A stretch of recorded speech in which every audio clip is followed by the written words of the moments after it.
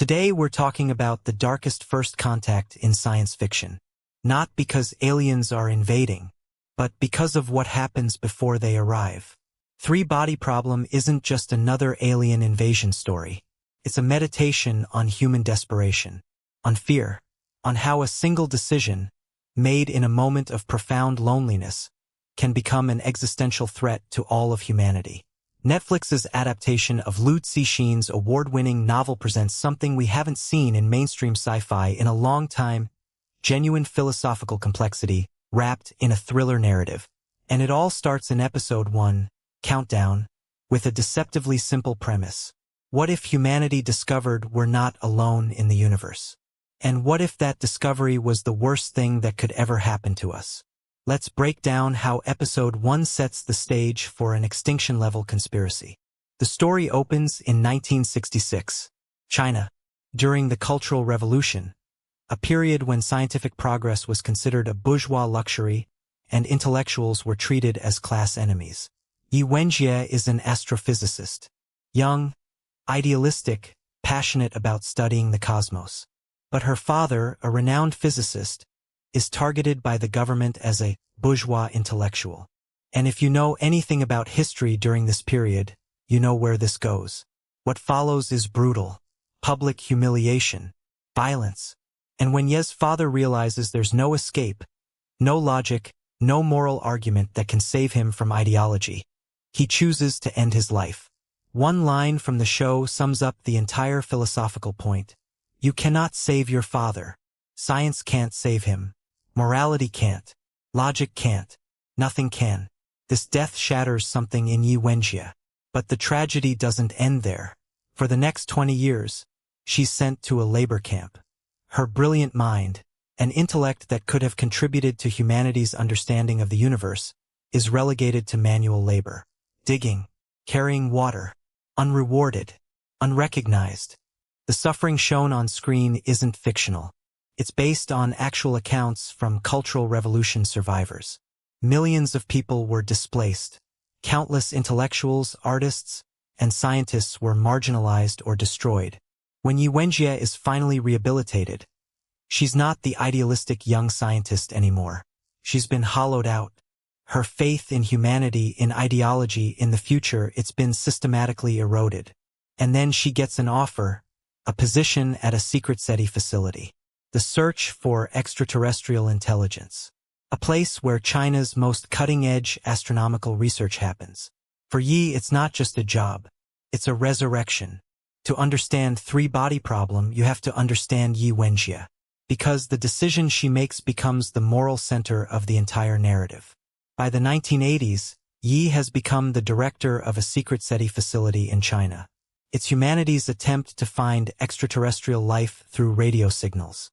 On the surface, it seems noble, reaching out to the universe, asking, is anybody out there?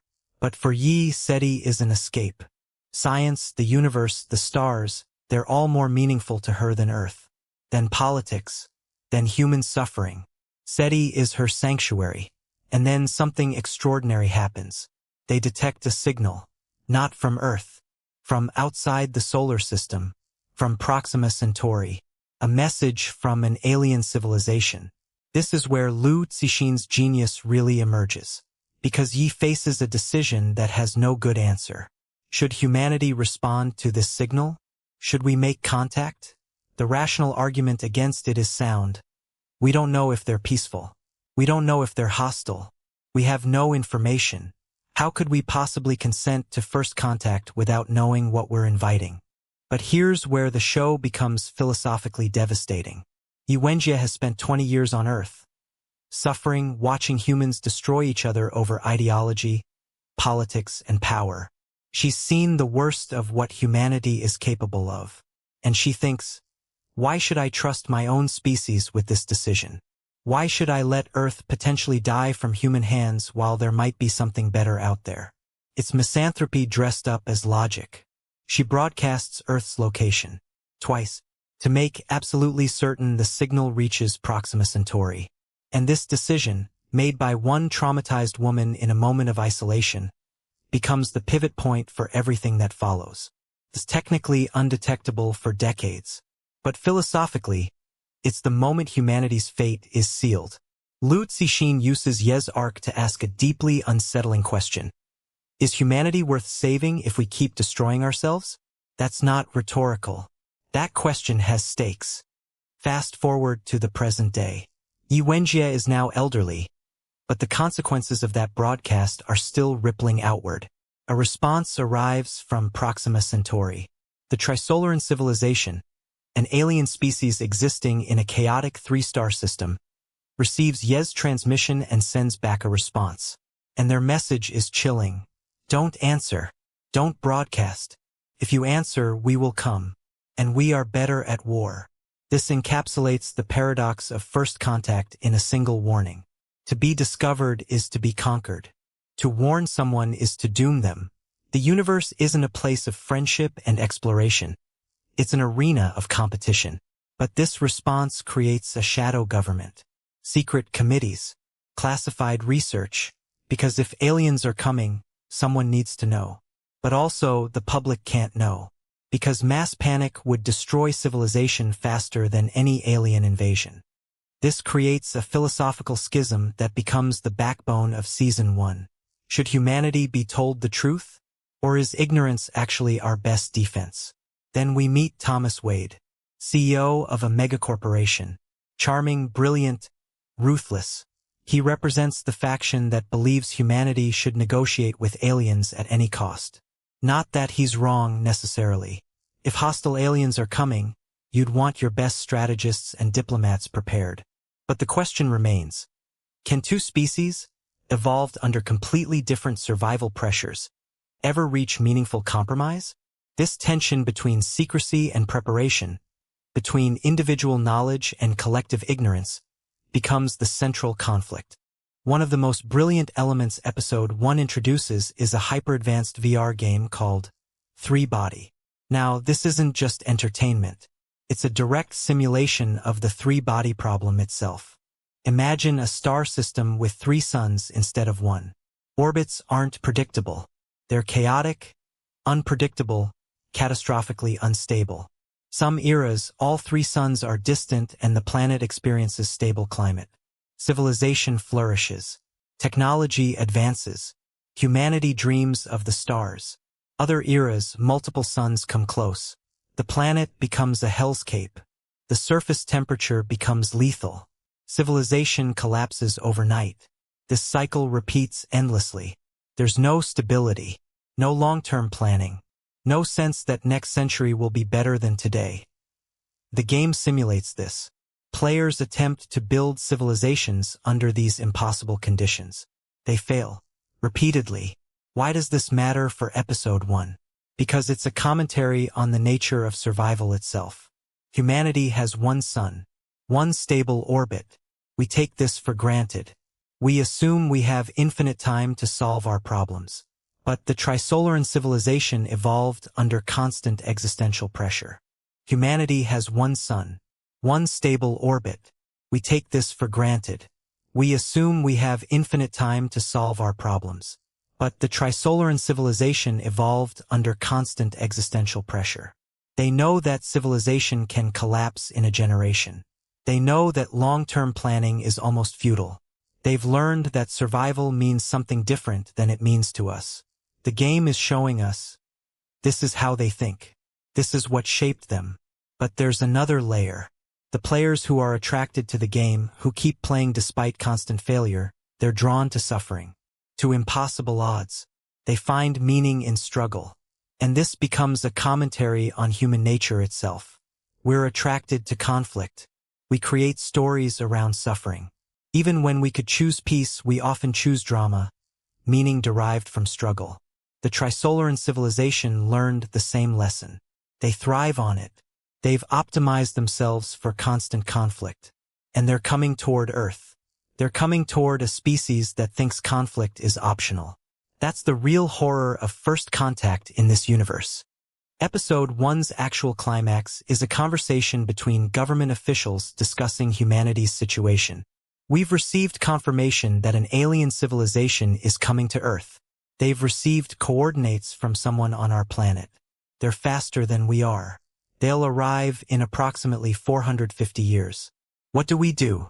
And the decision they reach is brilliantly dystopian. Do nothing. Publicly. Why? Because if humanity knows that Earth is under alien threat, civilization might collapse before the aliens even arrive. Think about it. Mass panic, riots, the breakdown of social institutions, governments falling, infrastructure collapsing. All triggered by knowledge of something 450 years away. So the answer is Machiavellian.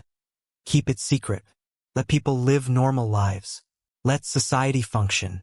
When the aliens actually arrive, we'll deal with it then. This creates a hidden dystopia. Every government official, every military strategist, every scientist in the program carries this knowledge. They know the clock is ticking, but they're watching ordinary people go about their daily lives, completely unaware. It's totalitarianism disguised as protection. And this is where Wenjie's betrayal becomes fully tragic. She thought aliens would be better than humans, more rational, more ethical, more civilized. But what she's actually done is triggered a countdown timer on human civilization. She's created a situation where humanity can't act on the knowledge, because the knowledge itself is too destabilizing. The worst part? She might be right to be skeptical of humanity. Look at us. We're already destroying ourselves. Climate change, wars, political division, we're doing humanity's job for any alien invasion. But Ye's solution, reaching out to potentially hostile extraterrestrials, is equally catastrophic. There's no good choice. There's only degrees of disaster. And episode 1 ends on exactly this note. No alien invasions. No dramatic confrontations. Just information. Just the knowledge that we're mortal, we're alone, and someone's coming to end that loneliness permanently. 3 Body Problem episode 1 isn't just a setup. It's a thesis statement for the entire series. Poses 3 fundamental questions. First, what is humanity worth if we keep destroying ourselves? Second, can trust exist in a universe where knowledge is weaponized? And third, is survival at the cost of truth actually survival? Liu Cixin wrote this novel during China's post-Cold War period. He wrote it in a country where government censorship could suppress any idea, where intellectual freedom was conditional, where what you were allowed to think was controlled by the state. In that context, the novel became a meditation on the relationship between knowledge, power, and survival. And adapted for global audiences in 2024, it's somehow even more relevant. Because we're living in an age of information warfare. Governments routinely withhold truth for national security. What you know versus what you're allowed to know has become explicitly political. Scientific consensus gets suppressed. History gets rewritten. Wenjie's character arc, from hopeful idealist to traumatized misanthrope to reluctant architect of apocalypse, that's a commentary on how isolation and loss of faith can radicalize even brilliant minds. The tragic irony is that she's not entirely wrong.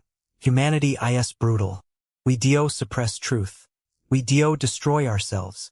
He just took a desperate bet that someone else might be better. But the universe doesn't work on hope. It works on physics, on resources, on Darwinian logic. And those 3 suns circling their chaotic orbits? They don't care about humanity's intentions. They don't negotiate. They don't compromise.